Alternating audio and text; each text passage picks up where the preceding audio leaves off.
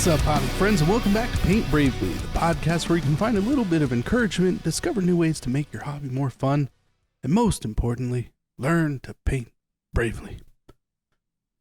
All right, we've been up to some stuff. We've been to a few events. Well, Brent's been to some events. I've been to a store.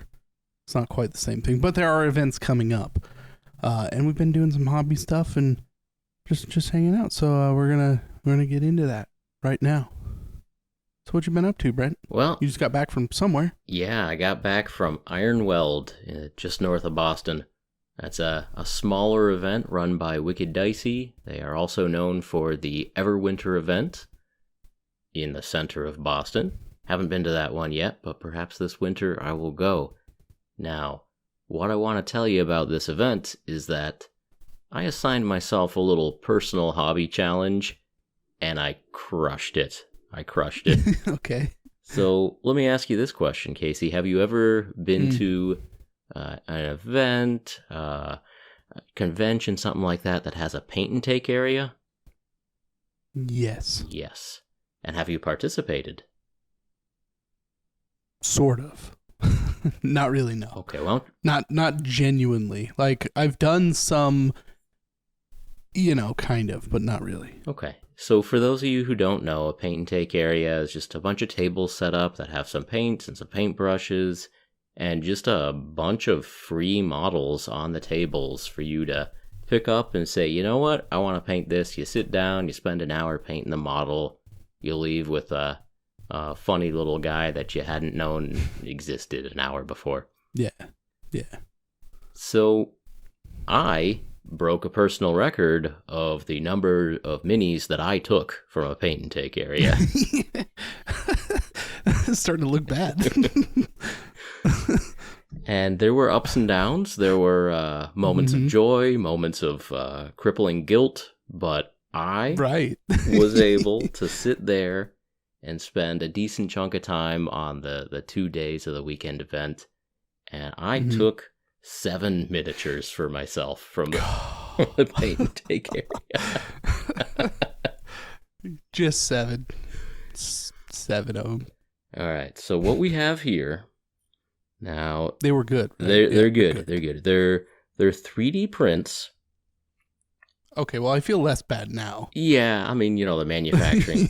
Still, a person had to go through the trouble of setting up the prints and cleaning off the minis and curing them and all that.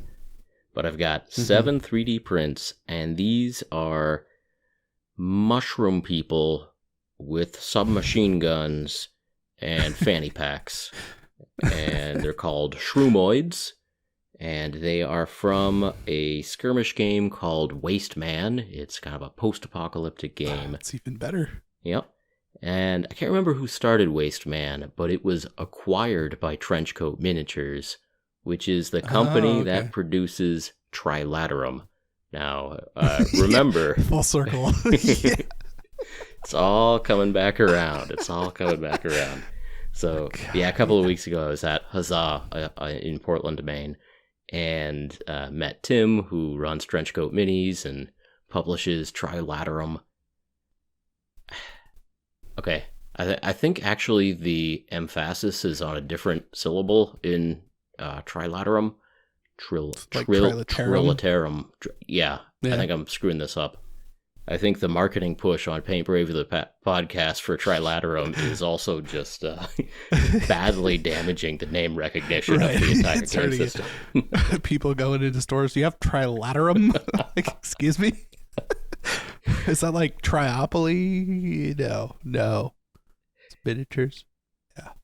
I mean, that's almost as funny as taking 7 miniatures and indeed all the available Shroomoids from the paint and take area. Right. Somebody was like, these Shroomoids are going out into the world. They're going to hit a bunch of houses. People are going to be into this game. And you're like, I got them all. I got all the Shroomoids. Gotta catch them all. Yeah. Yeah. Like, well, there's a full warband right there. What am I supposed to do? You can't just paint one of them. That's exactly what happened. Yeah. So there's the event Iron Weld had several tournaments going on. It had some narrative games going on. There was Games Workshop stuff. There was some Star Wars stuff. There was War Machine. There was what you call it with the superheroes there. The HeroClix? Close. Atomic Mass Game for Marvel Crisis Protocol. That's the one. Sure. I think it's Shatterpoint. Is it not? No, that's Star Wars, right? Star Wars Legion. I swear they have a new one. Yeah, Star Wars Legion is the game that I definitely observed there. But maybe there was some Shatterpoint kind of hiding in a corner. I didn't see it, but maybe could have been there. I guess Crisis Protocol's still going, right? Yeah, they're still going. Oh yeah. I think they're going quite well, actually. I mean, any of those games, I feel like any of those games with a big IP can just hit a wall. Whenever the lawyers say the time is up and they don't sign another couple of years of contract, then it's just like, well, hope you had fun with your Spider-Mans. Yeah. I mean, at least they are making nice models. I mean, HeroClix has been going for 15, 20 years, 25 years. Wait, is HeroClix still a thing? A while. Yeah. Okay. Still going. I can't paint. Well, I don't want to paint HeroClix, so I don't stay. No, nobody does. No. No, it's not good. Don't do that. Don't do that. You're distracting me from Shroomoids here, Casey. I know. I'm sorry. Shroomoids. Not HeroClix. Business. This is serious business here on Paint Bravely podcast. All right, so I'm holding in my hands this little mushroom man, and so he's got the big mushroom cap, and under the mushroom cap, he's got a face, and he's got arms, and he's got legs, and he's got what appear to be an Uzi in each hand, and he's got like a really angry face and a couple of Uzis, and he's also got a fanny pack strapped so that the pack is front facing for extra bullets. Yeah, he keeps his reloads in there. He keeps his snacks in there. He's got some hobby supplies in there, and anyway, you know me. I don't really use Photoshop. What I do use is a combination of Paint.net, the champagne of free image editing software, and I combine that with PowerPoint, Microsoft PowerPoint. And I was putting a picture of my green shroomoid into Microsoft PowerPoint, and it has the automatic alt text generator. Like the computer tries to guess what the picture you put in is. And son of a gun, it said a toy mushroom with guns. Oh, that's pretty good. That's pretty good. The computers, man, these days, I tell you. Like it can figure that out, but like not where crosswalks are or what a school bus is. Yeah, right? Like how is click the squares that have a motorcycle in it not instantly solved at this point? Yeah, just upload that into PowerPoint. You'll get it squared away real quick. Someone just needs to write a script. Just import those CAPTCHA things into PowerPoint. Yeah, exactly.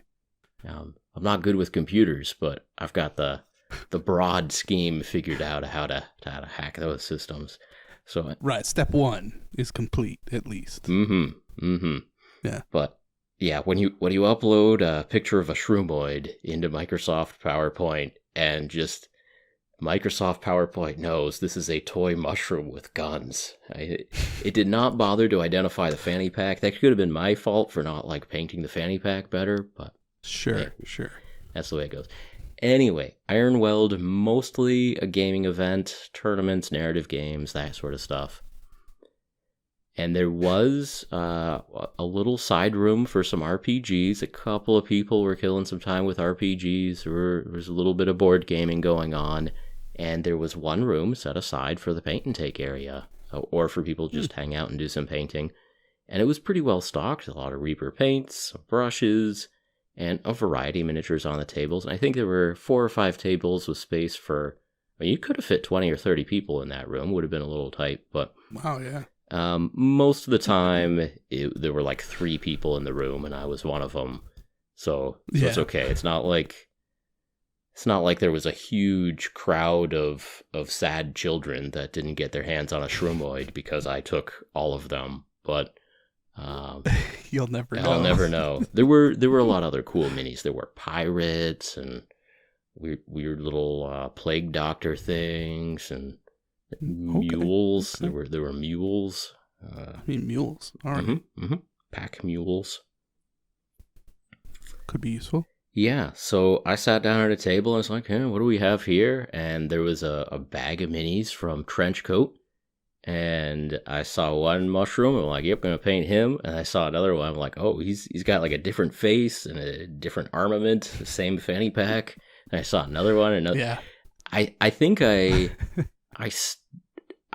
never done this before, but I started with 2 or 3. Like just normally to paint and take, you take one, you paint it. I started with 2 or 3.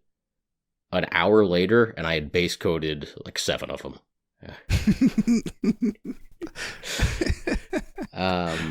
That's great. Now, I know some people are typing comments. I do want to say that later on Saturday, I went over to the Trenchcoat Minis booth and I bought myself all 9 sculpts for the Shroomoids. Okay, so we got the last 2. Yeah, and I didn't even know that I was missing any. I didn't even realize how many were in the bag till I got it home. And like, oh my goodness, there's 2 sculpts I've never seen before. What am I going to do with these guys? So you painted the free samples worked. That's how they get you.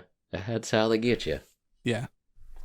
Anyway, the point I wanted to make there is that I went to a free sample situation and I took 7 free samples.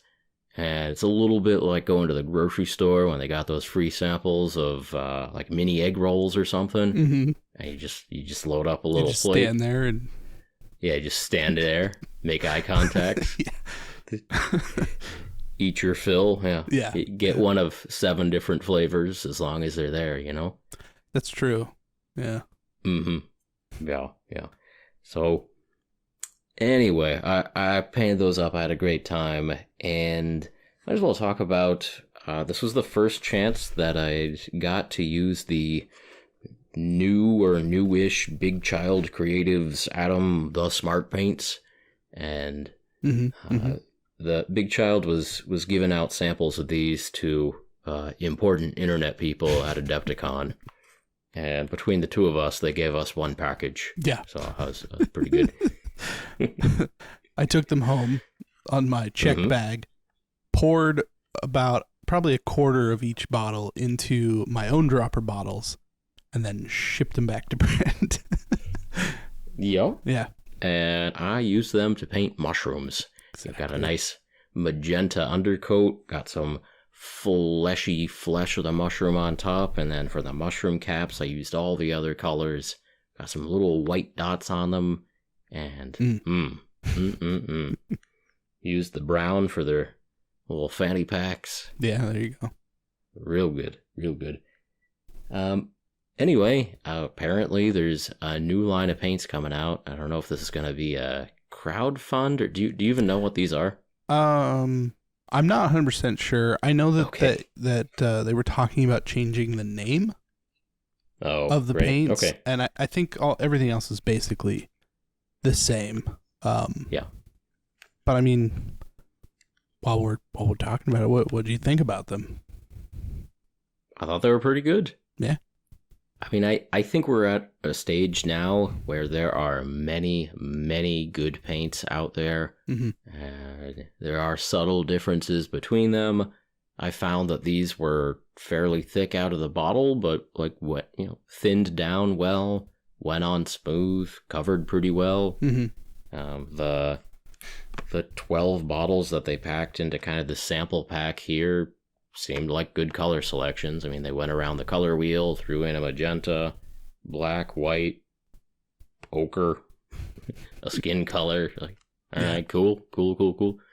So, I don't know. I kind of got the experience that a few of the colors, when they sat on the wet palette too long, maybe they didn't age as well as some other paint lines that I use, but not too bad.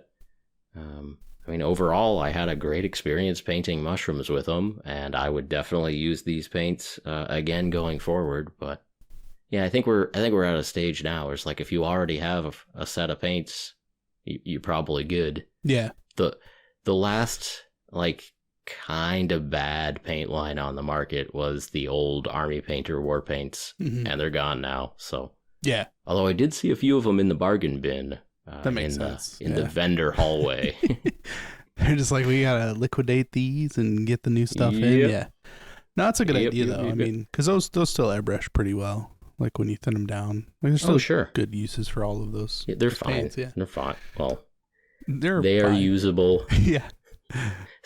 Many of the colors are usable. Yeah. Many of them. Very many. Yes. Yeah. Yeah. Some are not.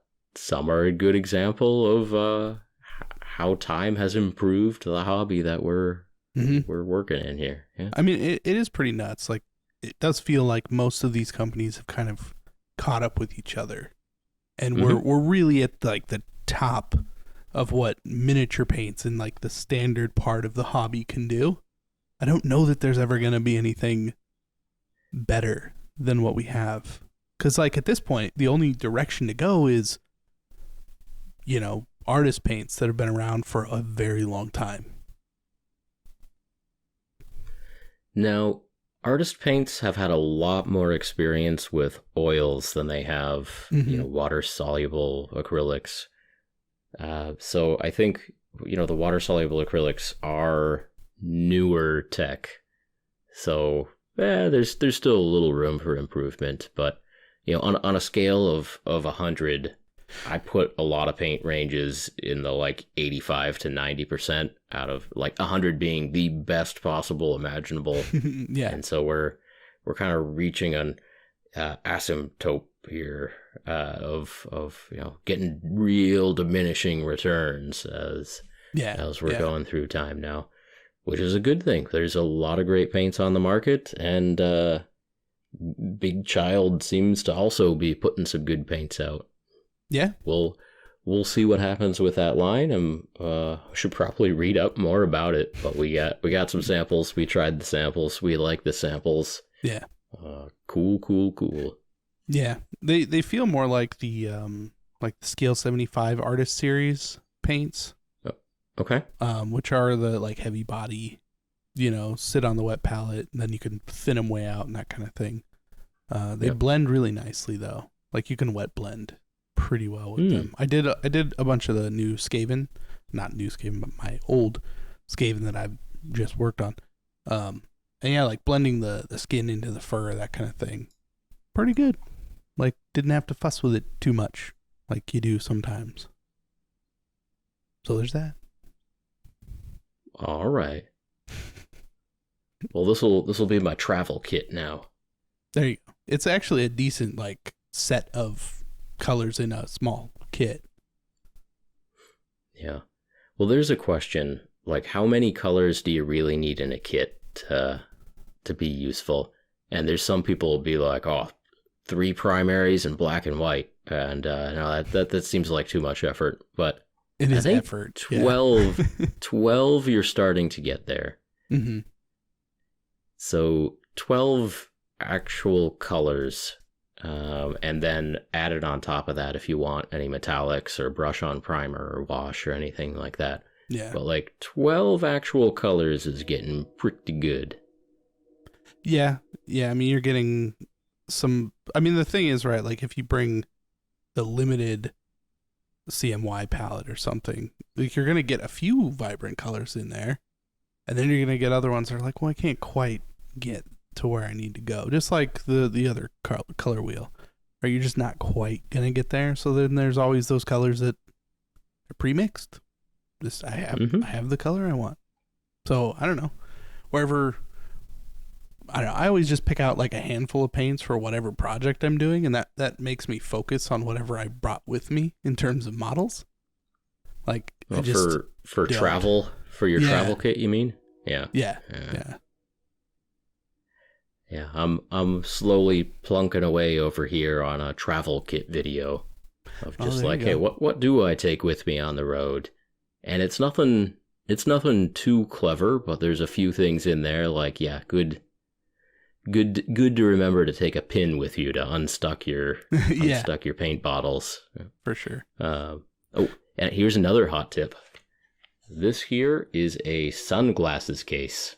Oh, okay. And it is extremely useful to store like a couple of models. Like if you go to a paint and take and you take a reasonable number of models, 1 or 2, or maybe you're there for a really long time, you take 3 models from the paint and take. 7. You open up this sunglasses case. Nice, perfect little hard storage area for 3 models. You put them in there. You zip this right up. Boom. Right into your left or your right cargo pocket on your cargo shorts. Perfect.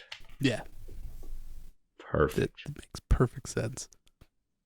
Yeah. So what do you got? You got any hot tips over there, Casey? I don't know about hot tips. Enough of these mushrooms. The mushrooms are good though.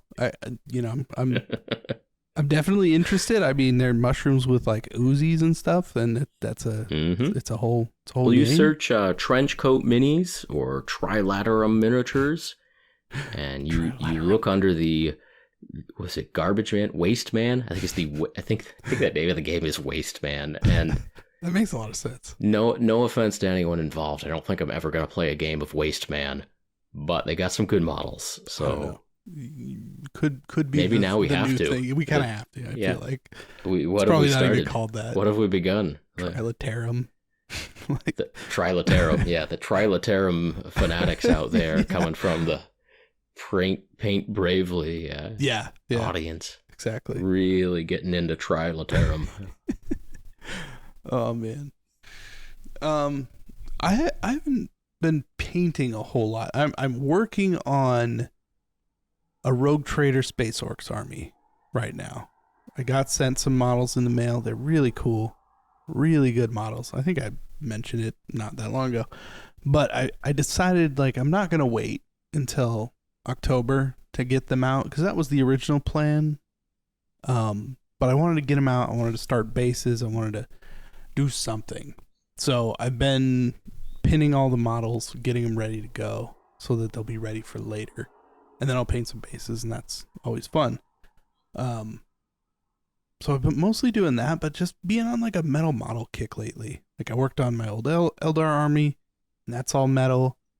Even a couple weeks ago, I did metal models, and it's just, I don't know, it's been a thing. I've had this jar of acetone, and it's just been doing the work. You know, I haven't used the sonic cleaner in like a month and a half. It's just been this jar of acetone. So I figure I'm just going to keep going until I can switch back to, the sonic cleaner. I've seen your jars. I have seen your jars. Yeah. Do you eat a lot of pickles over there? I mean, go to Costco, What's a lot? Yeah, what's a lot? Exactly. I don't make my own pickles, although we are growing some pickling cucumbers at the moment, so that may change soon. Yeah, I don't know, like a Costco jar of pickles is like $5 still, in today's money. And there are a lot of giant pickles in there. So yeah, I suppose I eat a good amount of pickles. I don't know what else to say about it. I have some jars. Like the jar I'm using for acetone is pickle slices for like barbecues. So it's a little different. The kosher. Yeah, kosher dills. Mm-hmm. Yep. Yeah. Butter pickles. I don't know about the word butter is involved somehow. Like butter crisp? I don't know. Yeah. I think you could probably sell some pickles with that label on there. They're Buttercrisp pickles. Yeah. No, I don't know. I have no idea. You'd buy them.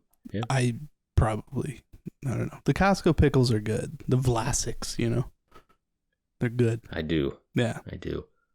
So that's what I've been doing mostly. Metal minis in pickle jars. Yeah. And people have been making fun of me for the pickle jars, and I don't understand why. Because I'm not putting acetone in a plastic tub. Why would I do that? Depends on the plastic. That's true, but I'm still not going to risk it. Only one way to find out. Yeah, only one way. I did accidentally drop a bunch of models in with their bases, like knowing what would happen, but forgetting that they were on there. I was just like in a hurry. I like aimed the camera at the top of the jar and I'm like, look at this. It looks sweet, and then it's like dropped it in. I put it in like, slow-mo a little bit and I forgot. And they ended up getting like real lumpy at the bottom and just completely melted together. It wasn't good. They were good bases too. I mean, they would have been, fine to reuse.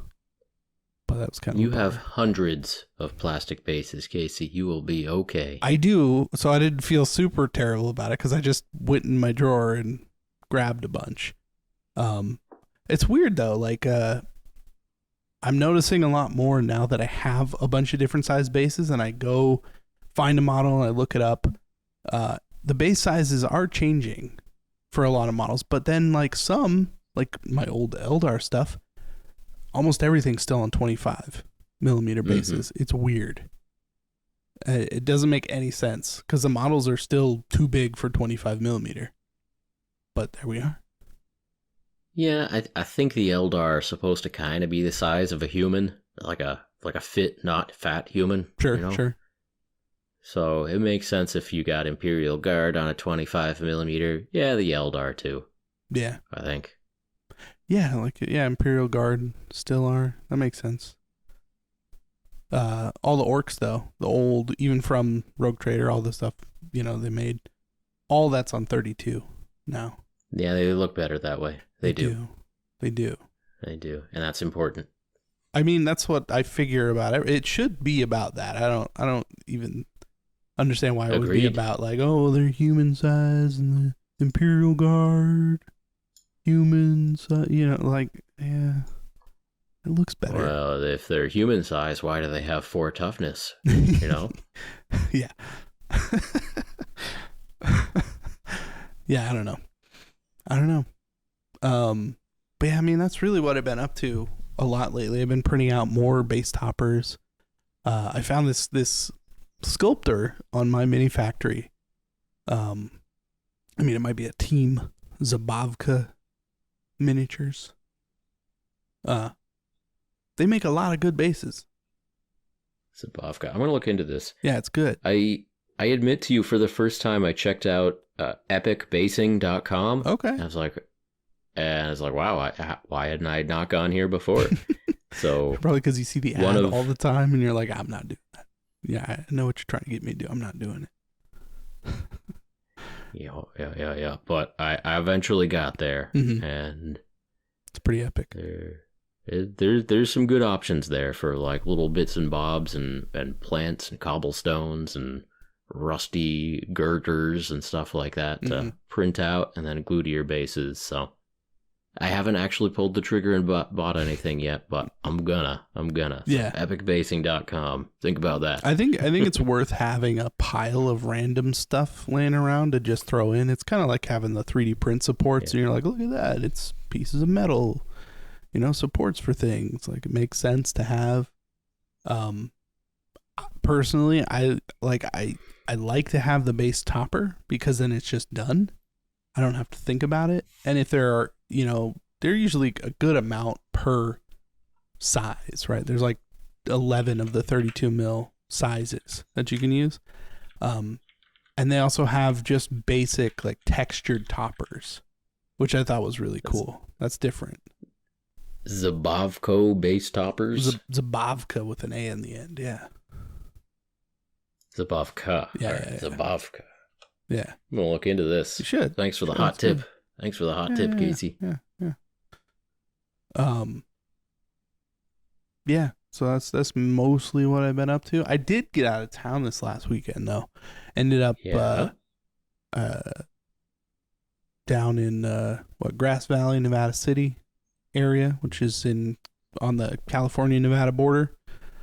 I did a bunch of stuff, but went to this like downtown spot, was walking around a little bit, and there just happened to be a game store, which I thought was really cool. And the aptly named Grass Valley Games. Go figure. Wonderful. Yeah, but pretty decent game store. They had a lot of stuff. I felt weird because it was like, I'm going in and mostly people playing Magic, doing stuff. I'm looking through all the Warhammer stuff, and it's like, I wish I had lots more money on me, because there's like boxes of things that are out of stock, hard to find, more expensive right now, just because they're gone.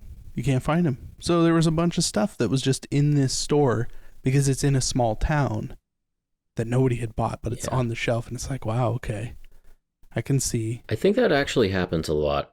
Yeah. Like the last reservoirs of some of the hot items that get scalped or whatever, the reservoir is little stores that just have them on the shelf. Yeah. And it's not the super online nerds who are trying to get whatever the hot box is.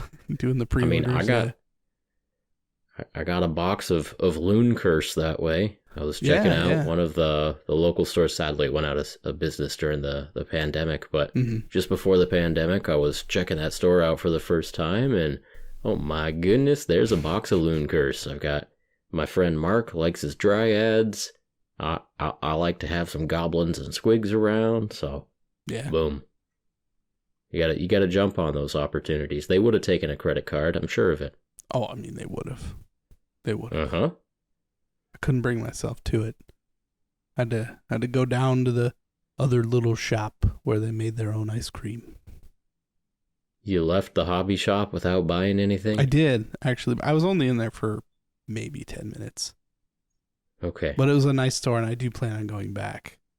Because I do make my way over to that city pretty often.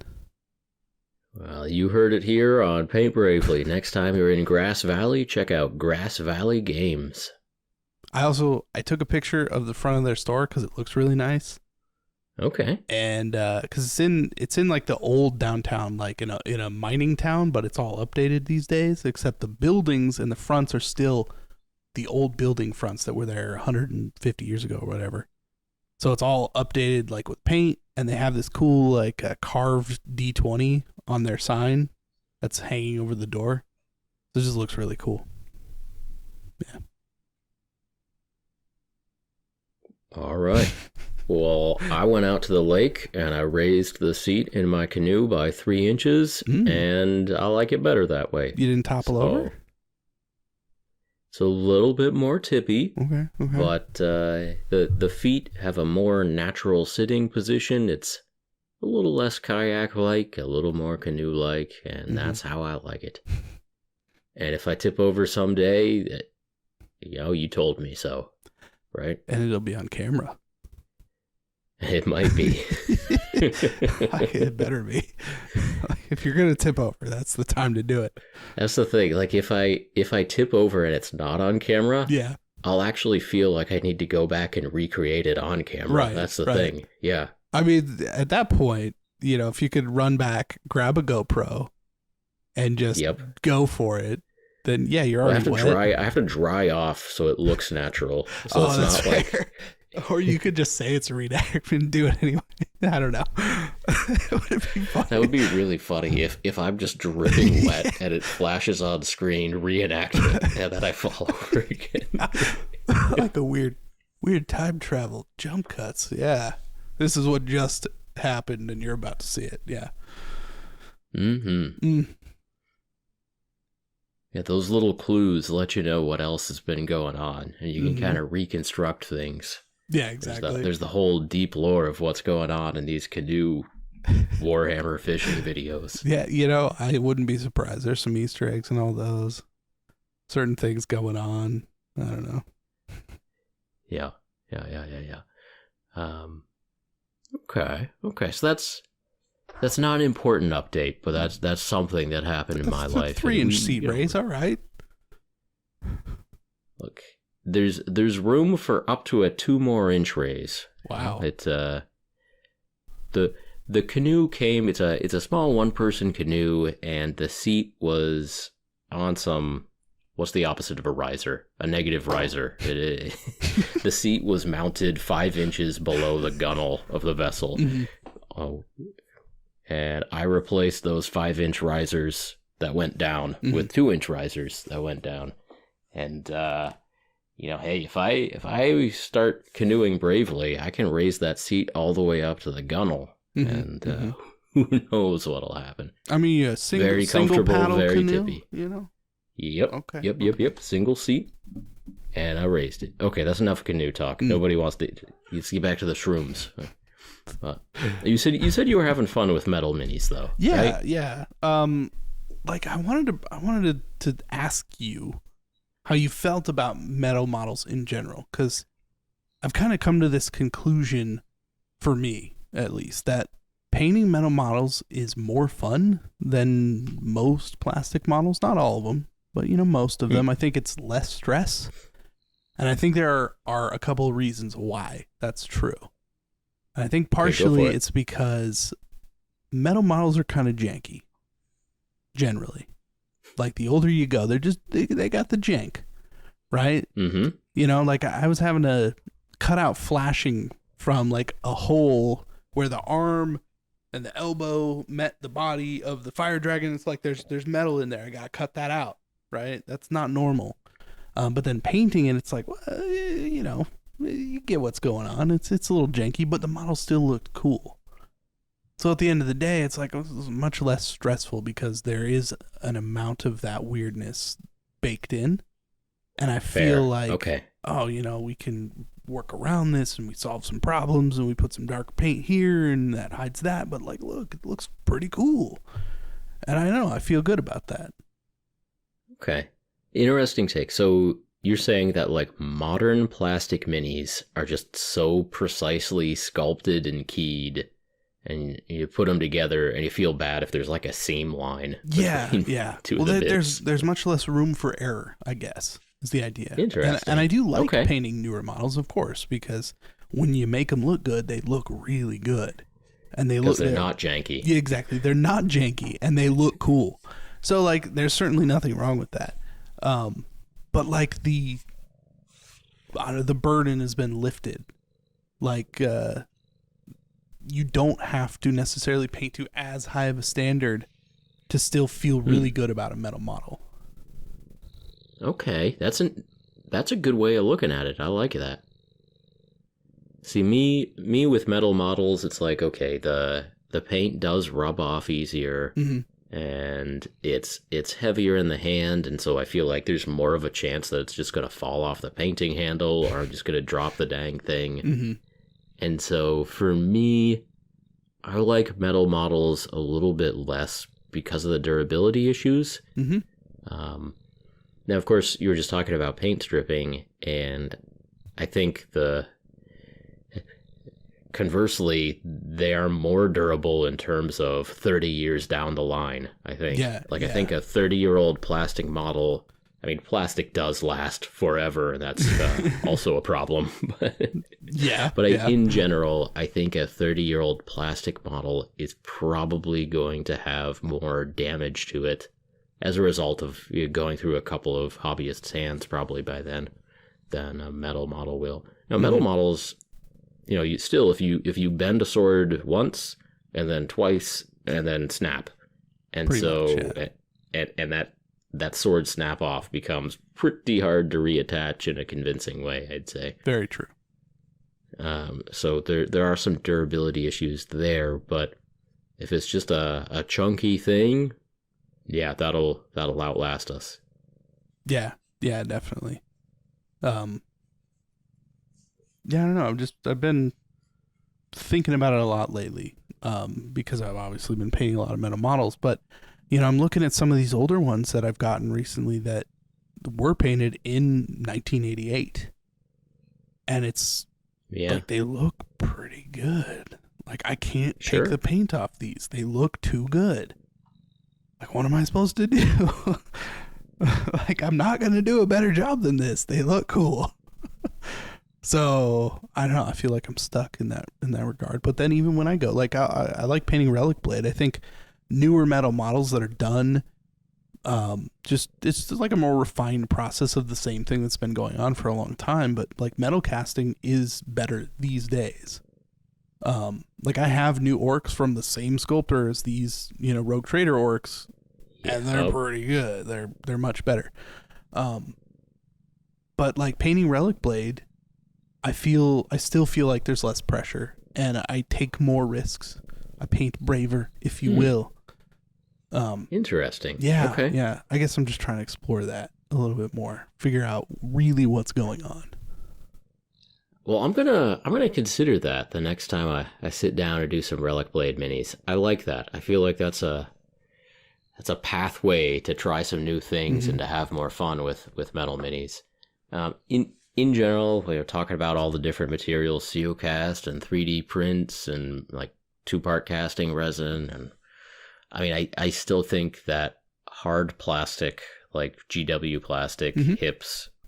Yeah, polystyrene. That's still my favorite, and just because it's easy to file, easy to scrape mold lines, you can use plastic cement with it. That's very true. Yeah. The fact that you can use plastic cement does mean that it can get melty and stupid if it goes through the hands of somebody who either doesn't know what they're doing or tried to spray paint on the wrong day of the year or whatever. Yeah, I mean I've come across. Like most of the plastic models that I've gotten, either like they use super glue and they just kept using it, or they use so much plastic glue that there's now a problem. Like we have actual deformations in the plastic that have to be fixed, and sometimes you just can't. Okay. Yeah. I hear you. I hear you. There's a skittering in the wall, and Snuffles noticed it. Ooh, perhaps I have a lizard. I feel like this is we've had this conversation. This is deja vu right here. I swear, last summer, this exact same thing happened. Like you're like, I think there's a mouse in my wall. I swear, somebody's got to know about it. I'm not crazy. This is a different wall. they move, they burrow, they chew, They do. If I'm remembering correctly, when we talked about this last year, it was that wall. They've moved. Last week, it was that wall. Oh, man. And right now, it's that wall. Okay. So stay tuned to Paint Brave the podcast for... I hope you all are painting something right now or taking your cats out for a nice walk or maybe doing some grocery shopping. I hope you're doing something productive and fun right now while you're listening to us have a pretty good ramble at you. Yeah. But yeah, I would think that a 30-year-old plastic model is going to be in worse shape than a 30-year-old metal model. And the idea that you can keep working on an old model or try it again, strip it down, do a do-over, that is pretty cool. Like the durability and collectability of metal models is something pretty neat. And I can see the appeal from that stance. I still don't like the weight of them. The way that the paint doesn't adhere quite as well to them. The fact you need to use super glue. The fact that if you bend something too many times, it will break forever. There's some downsides, but I can see your point of view. I can see what you like about them. All right. All right. Yeah. Trying to think. So, what else we got here? Dude, is it time? Can you see what I'm holding up? Oh yeah, we can definitely talk about this. So if you're not on youtube.com/paintbravely the podcast, you won't be able to see what Brent's holding up, but we have a bit of an announcement, and of course we're waiting like a good 45 minutes into a podcast that probably won't be named anything to have anything to do with this at all. Maybe it should be. Should probably think about that. Anyways, take it away, Brent. I'm on this? Okay. You are now. So I am holding up two goblin characters. So Casey and I have commissioned our buddy Adam over at Twin Goddess Minis to make us a couple of minis. These are currently 3D prints. We're in the process of deciding how we will mass produce these, but we have a couple of goblin mascots here for a venture that we're going to talk more about later, but our venture is called, get this, Goblin Hobbies. Makes a lot of sense, doesn't it? Yeah. Yeah.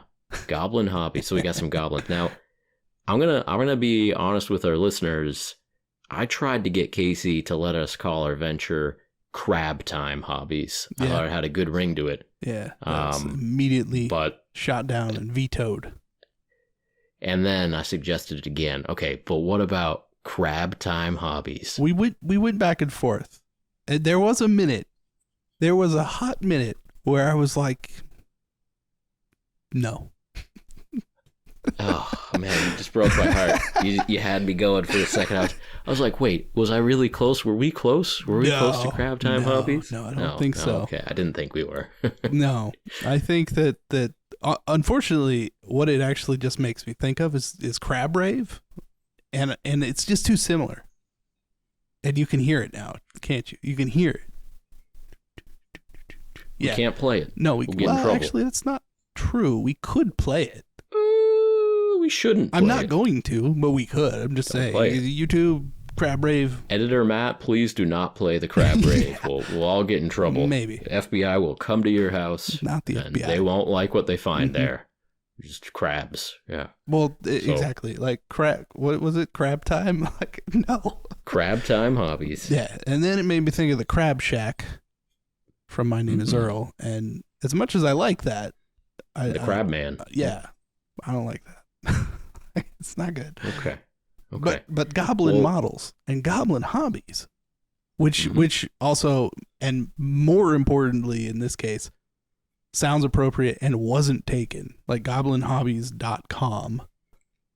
You know, we did secure that, by the way. We got all the different URLs. Just want to throw that up there. We've had those issues in the past. Boy, I hope so. Yeah. No, we're good. We're good on that. I'm just saying, it makes a lot of sense. Goblinhobbies.com. Someday there will be something there, and you just wait to see what it is. I think it's pretty neat. Yeah. And I think some people are gonna like it. I'm pretty excited. I like the models. I mean, obviously, I don't think we'd bother putting anything out if we didn't like the models. Yeah. But for real, Goblin Hobbies, whatever it is something that Casey and I have been working hard on for more than a year now. It's been a while. And we're finally ready to start putting out some vague and misleading teases about it. Very, very vague and extremely misleading, but that's okay. Yeah. But the working names for our two goblin mascots are Big Sister named Elma and a little derpy brother named Nugget, and they are two cute little goblins, and I have some models here of them kind of in space gear. Yeah. And they're looking good. We just got some early prototypes of these models, and I've been painting them up and thinking about if we need to make any tweaks or not, and we will keep you updated as there are updates to give. Yeah, I think maybe this is the time to say it. We'll probably have a Goblin Hobbies update in most episodes, if we can. If we can. Yeah. I think the name of this episode is How Many Minis Can You Take from a Paint and Take? But let me write that down. How many minis? New record for most minis stolen from a paint and take at a hobby convention. That's a YouTube title right there. That'll get the clicks. That's why you clicked on this video. Yeah, we're coming to you from the past. And if you're listening to this, you clicked on that awesome title. Yeah. We had a canoe incident. We're just doing the reenactment at this point. It's a big loop. It's a big loop. Flat circle. That's right. Yeah. But hey, one of these episodes, we got to call it Crab Time Hobbies and see what happens. And if it's not the least viewed episode, we need to change the whole name of our venture. The whole thing. Crab Time. And we'll just take our goblins and put the Half-Life crabs on them, or the alien crabs. Outstanding. Actually, that would be kind of cool. Just give them some alien crabs on their face. Yeah, I don't know. What else we got? I keep saying crabs so much now; it's becoming weird, and I don't think we're in a good territory. This is why it's not a good idea. Dude, we're still working on our mascots. I think Nugget could have a pet. You know, I think Nugget could have a pet crab, and his name could be Crab Time. Like if he was riding a crab, like a mounted like he's got reins and he's holding up a sword, and then that'll be crab time nugget. Yeah, I'm fine with that. See, compromise. Yeah, I guess we got there. We'll compromise on a rideable crab mount. Real battles from history. That's what our game will be called. That actually happened. Yeah, real battles from history. Yes. Actually, that's a really good idea. I feel like we get all the best ideas from this podcast. No, like real battles from history. Yeah. It's just a skirmish game with ridiculous things like that. Like if Star Wars can do it, we can do it. So we are trying to reference like an E3 announcement for a game for like the PlayStation 3 or something like that. Is that what you're talking about? No, what are you talking about? Giant enemy crab, real battles from history. You got to flip it on its side and get bonus attacks or something. I feel like everybody go look up giant enemy crab E3. Casey, you need to learn your pop culture history a little bit I probably better. saw that announcement live. Okay, I generally watched E3 live when it happened, so I don't remember. It must be deep in there. I can't remember what it was like. Xbox 360 or what? Xbox One. It was like Xbox One versus PS3 or PS4 or something, and one of them had like a really good E3, and one of them had a really bad E3. And part of the really bad E3 was like, get hyped about this new game where you fight real historical battles. And like 30 seconds later, it's like, all right, so now you're fighting against a giant enemy crab. Tell you, we could run with that. We could. Mm-hmm. I'd be all right with that. A lot of other hobby companies have investigated the giant enemy crab. It's normally associated with like pirate-themed minis and yeah. A lot of good stuff out there, but I'm gonna tease one other thing. Mm-hmm. So you may remember that I did a battle report with Dave from Mini Wargaming with a one-page rules game, sponsored by One Page Rules and Monument Hobbies. The cool folks over there. Anyway, the film crew that did that kind of high-quality battle report from Philadelphia, Cinecore Media.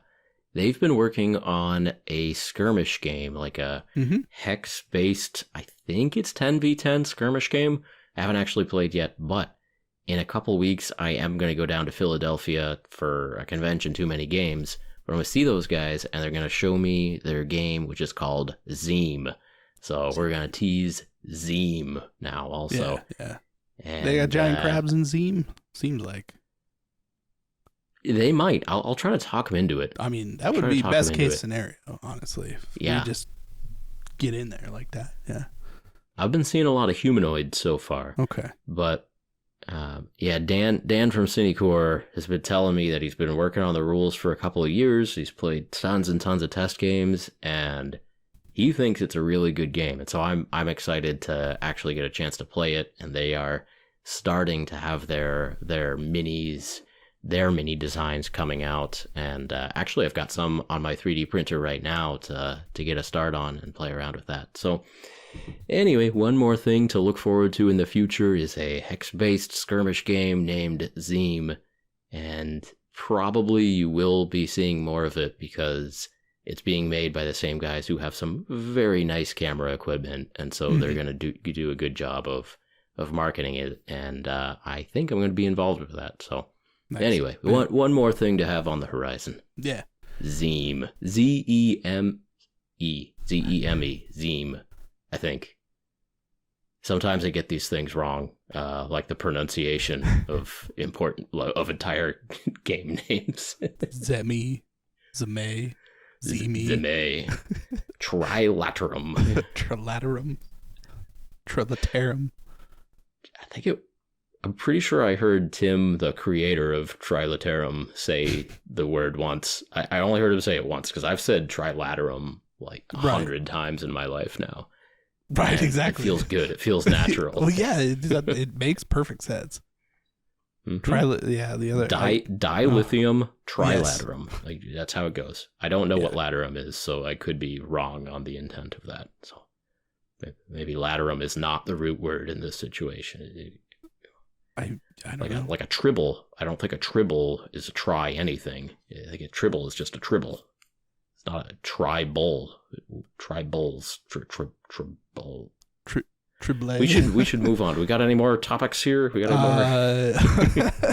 If you're listening to this when this episode comes out or anytime in the week before the end of the week, I will be at SoonerCon, Norman, Oklahoma, teaching some painting classes. So it's going to be a good time. Hang out. Hope to see you there. Yeah. That sounds awesome.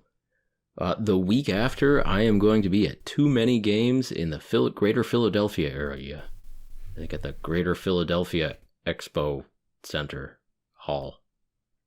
Sounds right? Go with it. I don't know. See you there. I don't know anymore. If that's a real place, I will see you there. It's somewhere. So, here's something else I did in the past couple of days.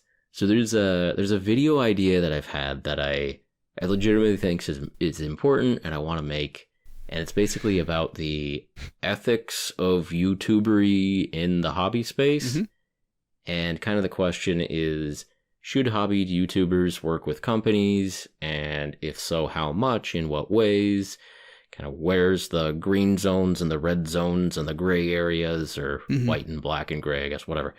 And I have a lot of thoughts on that, just in terms of the types of bias and conflicts of interest that get introduced when people like me are hanging out with the people that make Zeem and Trilaterum, and what that does to our brains. Yeah. And, what kind of bribery is involved when I just get 7 Shroomoids for free, or you stole when those. I get 12 Atom paints for free, and we double our value by splitting each bottle between the two of us. Yeah. What does that do to our brains? And joking around, but it's a serious topic. It's worth talking about. I think it is. Yeah. Because it is interesting how that affects the way that you look at things and how people take those things. Yeah. And so it's a combination. There's all kinds of little biases that build up in our brains, partially just from interpersonal relationships with people who own these companies or company reps. And then there's also when we get free samples of stuff, of course that adds conflicts of interest. And so I think it's worth talking through the ways that we try to correct for that, and the way that we disclose our conflicts of interest so that the audience can correct for that.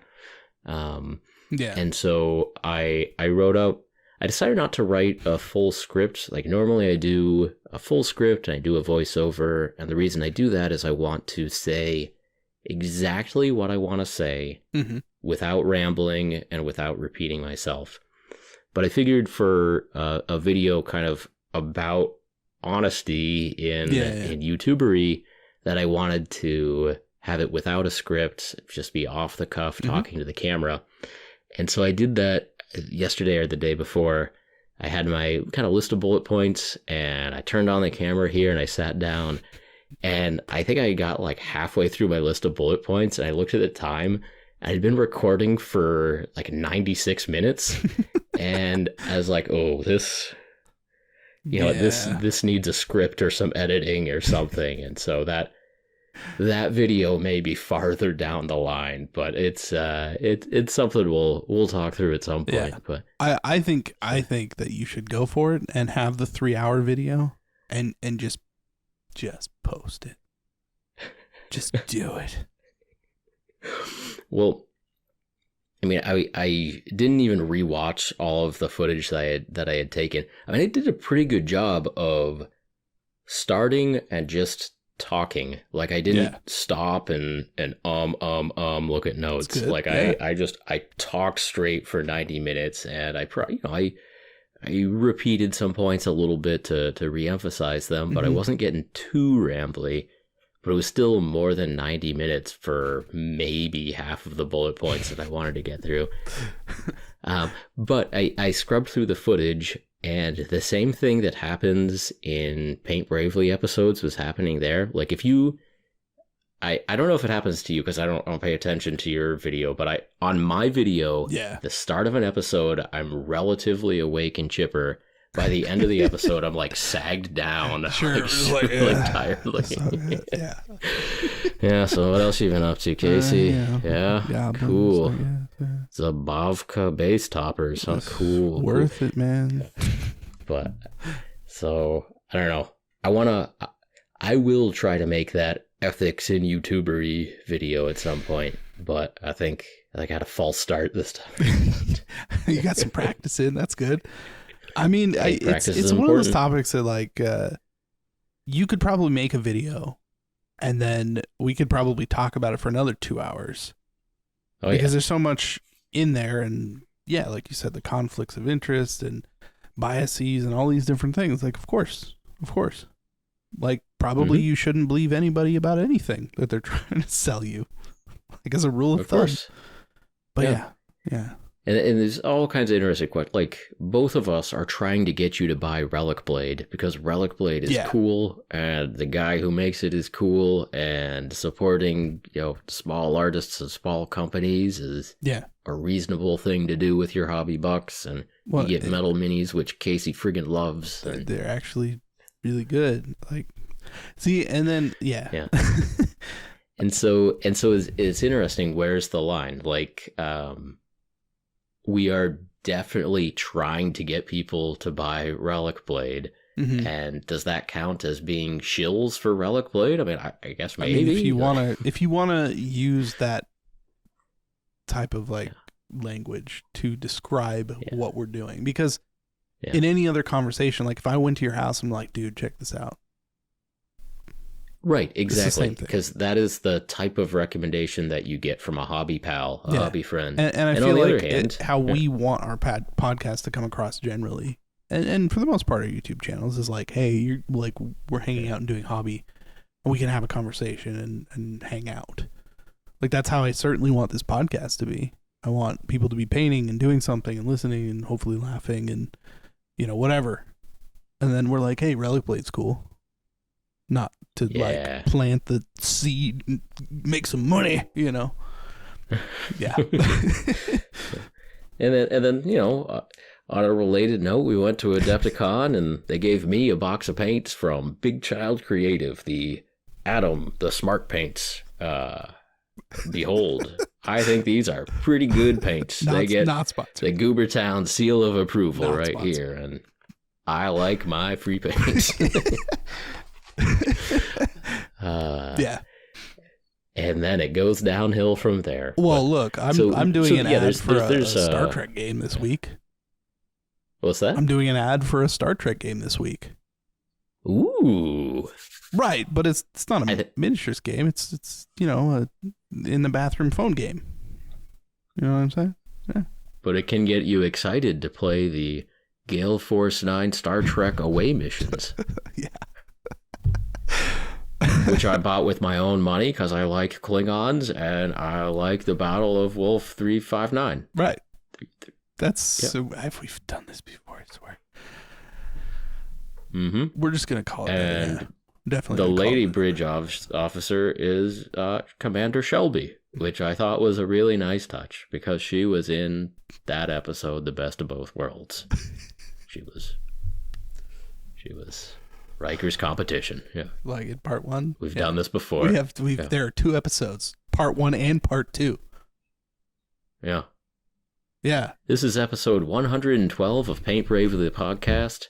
Bilbo had his birthday last episode. It's been another year. He's in Rivendell now, and he is enjoying retirement. He is mostly free of the influence of the One Ring. He's starting to age again, but man, he's hanging out with the elves and just having a great old time. Bilbo Baggins, my friends. Bilbo Baggins. All right. Thank you again for joining us on another episode of Paint Bravely. If you enjoyed this podcast, please help us out by leaving us a review on iTunes, subscribing to the YouTube channel, and sharing this message with your hobby friends. And as always, we appreciate each and every one of you for listening, and we will talk to you next time. Talk to you next time.